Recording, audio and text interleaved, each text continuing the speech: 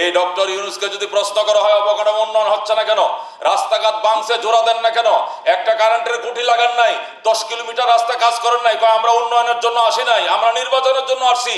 ওখানে যদি বলেন উন্নয়নের জন্য আসি নাই, তাহলে এখানে আবার শিক্ষক নিয়োগ দেওয়ার, নাচ গানের শিক্ষক নিয়োগ দেওয়ার জন্য অধিকার আপনাদেরকে কে দিয়েছে?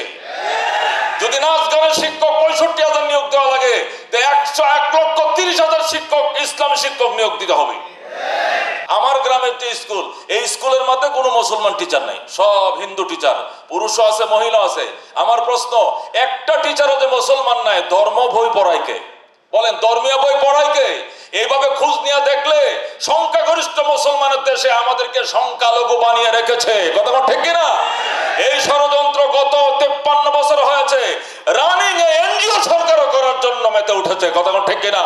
কথাবার্তা পরিষ্কার। ডক্টর ইউনূস, আপনি রাজনৈতিক খেলায় খুব পাকা নয়, আমাদের চেয়ে বেশি পাকা নয়, চাপ দিলে কিন্তু টিকতে পারবেন না। কথা ঠিক কিনা? আমাদের আশীর্বাদে টিকে রয়েছেন। উলামায়ে কেরাম প্রথম শ্রেণীতে আন্দোলন করেছে, জুলাই আন্দোলনে। আজকে উলামায়ে কেরামকে ওভারটেক করে, অবহেলা করে সামনে আগাবেন, পায়ে কিন্তু বেরি লাগানো, আগাইতে পারবেন না, পিছাইতেও পারবেন না, আগাইতেও পারবেন না। দেখছেন কিনা জানি না, 2-3 দিন আগে আমি ফেসবুকে দেখলাম এসএসসি ক্লাসের এক ছাত্রী বা ছাত্র তার খাতাটা তার টিচারে ফেসবুকে দিয়ে দিছে। সে শুধু তার নাম ঠিকানাটা শুধু ফিল আপ করার পরে একটি অক্ষরও লেখে নাই। সে বলছে, স্যার সময় পাইলাম না লেখার জন্য, তো আপনার হোয়াটসঅ্যাপ নম্বরটা দিলে আমি হোয়াটসঅ্যাপে সব উত্তরগুলো দিয়ে দিতাম আর কি। তো হোয়াটসঅ্যাপ নম্বরটা আপনি দিয়ে দিবেন। উনি ডট করে হোয়াটসঅ্যাপের একটা চিহ্ন লিখে ওই স্টুডেন্ট খাতার মধ্যে লিখে শুধু নাম লিখে জমা দিয়ে বলছে যে হোয়াটসঅ্যাপ নম্বর দিলে উত্তরটা আমরা দিয়ে দিতাম। এটা যে এসএসসি ক্লাসের ছাত্রের যদিও ছাত্রীর অবস্থা হয়, তাহলে এমনিতে শিক্ষার অবস্থা কোথায় গিয়ে দাঁড়িয়েছে আমারও তো আন্দাজ করতে পারি।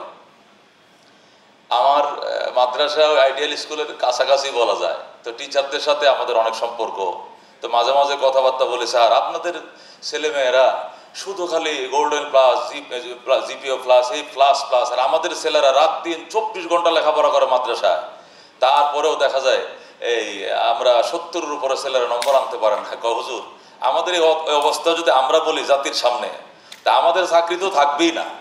আমাদের চাকরি থাকবে না, জাতির জোতা আমাদের গলায় পড়ায় আমাদেরকে রাস্তা রাস্তা ঘুরাবে। আমাদের যে সমস্ত ছেলেরা জিপিও 5 বা অন্যান্য ডিগ্রিগুলো আমরা তাদেরকে দেই, এদেরকে ঠিক মতো ওদের বাপ মার ঠিকানাটা লিখতে বললে ভালোভাবে লিখতে পারবে, কিন্তু আমাদেরকে বাধ্য করা হয়, আমরা নানানভাবে এখানে দায়বদ্ধতায় থাকি, আমরা ফাঁস করা দিই আর কি। যা হোক, দেশের শিক্ষা পরিস্থিতি যদি এই হয়, এরপরে যদি আবার সিলেবাসকে খাটো করা হয়, তাহলে উলামা শায়েখের সদস্য হিসাবে আমরা জাতির কাছে কি জবাব দিব, পরকালে আল্লাহর কাছে কি জবাব দিব? নানান প্রশ্নের কারণেই আজকে এই উদ্যোগ কেন্দ্রীয় কমিটি নিয়েছে। আল্লাহ নবী সাল্লাল্লাহু আলাইহি সাল্লাম বলেছেন, আমি দুনিয়াতে আসার জন্যে আমার বাবা হযরত ইব্রাহিম আলাইহিস সালাম 4000 বছর আগে দোয়া করছেন।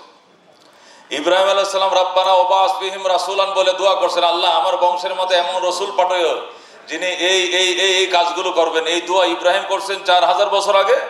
দোয়ার ফসল জগৎবাসী পাইছে 4000 বছর পরে। আজকে আমরাও যদি আমাদের এই প্রজন্মদের জন্য এখন থেকে ফিকির করা শুরু না করি, হয়তো আমরা দুনিয়াতে থাকবো না, বা আমরা আছি এখনো আলেম ওলামা দেশে আছে, এখনো কোনো মতে আছে ইসলাম, কিন্তু 2 বছর পরে, 10 বছর পরে, 20 বছর পরে, প্রজন্মের পর প্রজন্ম চেঞ্জ হওয়ার পরে এদেশে ইসলামের নাম নিশানা থাকবে না। কথা কোন ঠিক কিনা? এই জন্যই আমাদের পক্ষ থেকে জোরালো দাবি, প্রচন্ডভাবে জোরালো দাবি। এই উলামা শায়েখ আইম্মা পরিষদ অরাজনৈতিক সংস্থা, কিন্তু উলামা মাশায়েখ আইম্মা পরিষদকে যদি বাধ্য করা হয় দেশের জাতি এবং প্রজন্মের স্বার্থে, প্রয়োজনে আমরা রাস্তায় নামবো।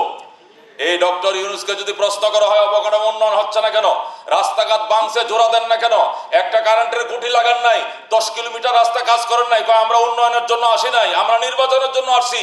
ওখানে যদি বলেন উন্নয়নের জন্য আসি নাই, তাহলে এখানে আবার শিক্ষক নিয়োগ দেওয়ার, নাচ গানের শিক্ষক নিয়োগ দেওয়ার জন্য অধিকার আপনাদেরকে কে দিয়েছে? যদি নাচ গানের শিক্ষক 65,000 নিয়োগ দেওয়া লাগে, তো 1,30,000 শিক্ষক ইসলামী শিক্ষক নিয়োগ দিতে হবে। আমি কিছুদিন আগে এই সখীপুরে একটা প্রোগ্রামে গেলাম, সখীপুর, টাঙ্গাইল সখীপুরে। তো প্রাইমারি স্কুলের সামনে তাফসীর মাহফিল, স্কুলের হেড স্যারের অফিসে বসাইছে। আমি বললাম, হেড স্যার কই? হুজুর, হেড স্যার যে হেড স্যার, এই স্যারকে আপনাদের সামনে এনে বসানো যাবে না, এক তো মহিলা আবার হিন্দু। আমি বললাম, তাহলে সহকারী স্যার কাউকে দেন। কই, এই স্কুলের মধ্যে কোনো পুরুষ টিচারই নাই, এই স্কুলের মধ্যে কোনো পুরুষ টিচারই নাই, আবার হেড স্যার হলো হিন্দু। আমি বললাম তো ইসলামের অবস্থা কি কয়, 12টার থেকে 12:30 কাঁটার মাথা ঘোরাফেরা করতেছে। এই হলো দেশের অবস্থা। আমার গ্রামের যে স্কুল, এই স্কুলের মধ্যে কোনো মুসলমান টিচার নাই, সব হিন্দু টিচার, পুরুষও আছে মহিলা আছে। আমার প্রশ্ন, একটা টিচারও যে মুসলমান নাই, ধর্ম বই পড়ায় কে? বলেন, ধর্মীয় বই পড়ায় কে? এইভাবে খোঁজ নিয়ে দেখলে সংখ্যাগরিষ্ঠ মুসলমানের দেশে আমাদেরকে সংখ্যালঘু বানিয়ে রেখেছে। কথা ঠিক কিনা? এই ষড়যন্ত্র গত 53 বছর হয়েছে রানিং এনজিও সরকারও করার জন্য মেতে উঠেছে। কথা ঠিক কিনা? কথাবার্তা পরিষ্কার। ডক্টর ইউনূস, আপনি রাজনৈতিক খেলায় খুব পাকা নয়, আমাদের চেয়ে বেশি পাকা নয়, চাপ দিলে কিন্তু টিকতে পারবেন না। কথা ঠিক কিনা? আমাদের আশীর্বাদে টিকে রয়েছেন। উলামায়ে কেরাম প্রথম শ্রেণীতে আন্দোলন করেছে, জুলাই আন্দোলনে। আজকে উলামায়ে কেরামকে ওভারটেক করে, অবহেলা করে সামনে আগাবেন, পায়ে কিন্তু বেরি লাগানো, আগাইতে পারবেন না, পিছাইতেও পারবেন না, আগাইতেও পারবেন না। দুশ্মন চারদিকে আপনাকে ঘেরাও করে রয়েছে। সুতরাং উলামায়ে কেরামকে খেপাবেন না, আমাদের জাতির ভবিষ্যৎকে ধ্বংস করবেন না।